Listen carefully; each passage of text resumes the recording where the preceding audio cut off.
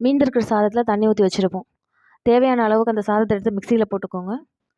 2 கரண்டி தயிர் எடுத்து அதில் ஊற்றுங்க.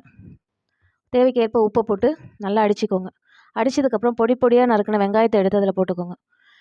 அதோடு சேர்த்து கொஞ்சம் கொத்தமல்லி தலையும் சேர்த்துக்கோங்க. இந்த கொத்தமல்லி தழை எதுக்குன்னு பார்த்தீங்கன்னா, நம்ம வெங்காயத்தை சாப்பிடும்போது வாயிலிருந்து ஸ்மெல்லு வராமல் இருக்கிறதுக்காக இந்த கொத்தமல்லி தழை இந்த வாசத்தை போக்கும். அதுக்காக போட்டுக்கோங்க. காலையில் ரொம்ப பரபரப்பாக இருக்கக்கூடிய வாழ்க்கையில் நமக்கு காலை பிரேக்ஃபாஸ்ட் எடுக்கிறதுக்கு டைம் இல்லாமல் போயிடுச்சு. இதை அடித்து ஒரு கப்பு கொடுத்தோம் அப்படின்னா வெயிலின் தாக்கத்துலேருந்து நம்மளை நாம் பாதுகாத்துக்கலாம். ஹைட்ரேஷனாக வச்சுக்கிறது எப்படின்றதுக்கு இந்த நீராகாரம் நமக்கு உதவி செய்யும்.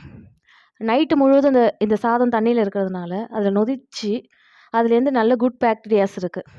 நியூட்ரியன்ட்ஸ் ரொம்ப அதிகமாக இருக்குது. இந்த ஹெல்த் ட்ரிங்க்கில் வந்து இரும்பு சத்து ரொம்ப அதிகமாக இருக்குது. இந்த இரும்பு சத்தானது உங்கள் ஹேருக்கும் உங்கள் ஹெல்த்துக்கும் ரொம்ப யூஸ்ஃபுல்லான ஒன்று.